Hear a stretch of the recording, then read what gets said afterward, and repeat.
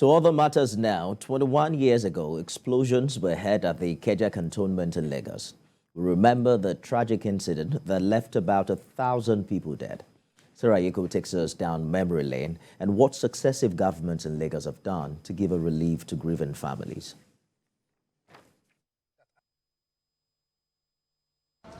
What the law says is, where there is overvoting or where there are more votes than accredited voters, you can't. January 27, 2002 remains one of the darkest days in the history of Lagos. An accidental detonation of explosives at a military armory in the Ikeja, the capital city. The reverberating sound from the explosion led to the destruction of property in and around the area. Since no one knew what was happening, many came up with their own story. Speculations like the Ikeja cantonment was under mercenary attack. It was a military coup.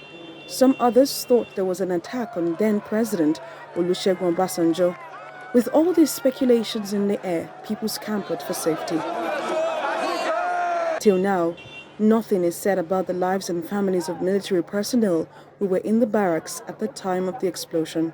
About 8 p.m. thereabouts, there was a broadcast. We started hearing that was a broadcast that the governor, Ashwari Bola mentioned, was on air. Our president is safe and sound. All democratically elected government is in place. There's no need to panic and there's no need to worry. That evening, some peace had been restored. People now knew, most people were, not that most people who are on television, who are TV, or who are on radio, knew. But many people who had left home, who are already, escaping, in quotes, didn't have the opportunity. So they kept on running, trying to escape, all right? So for many of them, because this thing was coming as far as charity. The morning after, the extent of damage became clearer. The chaos moved from Ikeja to the Okeafa Canal, a location that recorded the highest number of deaths. The number of bodies recovered from the canal as a result of the stampede was nothing compared to those killed directly by the exploding bombs. The explosion and its aftermath are believed to have killed at least 1,100 people and displaced over 20,000 persons. On Peter Aga Street, also known as January 27 Road at Okeafa, Isolo, Lagos, lay a cenotaph in honor of the over 1,000 victims of the Ikeja cantonment bomb blast of January 27, 2002. 21 years after Lagos witnessed the most devastating incidents that claimed the lives of hundreds of people, memories of what happened on January 27, 2002 remain fuzzy in the minds of a lot of people. One of the few things that bring back memories is the Ikeja to Okeafa Canal, bearing the names of those who lost their lives at the canal.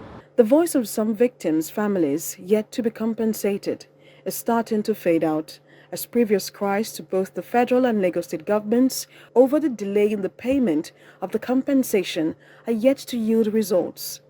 Most of the victims' families have moved to various parts of Lagos. One of them is Nuruddin Oyegbami.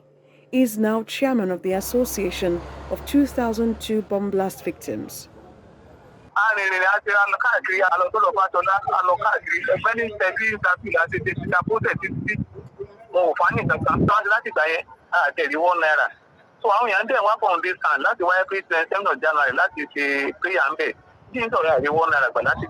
Aside from alleged neglect of the families, the memorial site has been left to rot.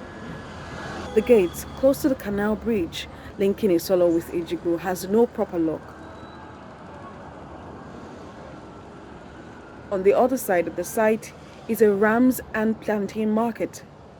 Most of the traders seem to have forgotten the horrors of January 27 and the grave sites close to the canal.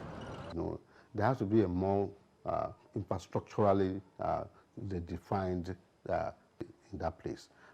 And I think we are proposing that there should actually be a structure in that place now. Something like a structure that's like you enter that place, it should be like a hall. They could now build come up with pillars on both sides and have a hall and have a prayer point where you can actually pray and reflect. And that has to be a meditation point where you can actually meditate on life generally, so that we don't just leave the place as just a garden. Till now, there is still no clear-cut warning system to avert such disaster in Nigeria. Sarah Ayeku, TVC News, Lagos.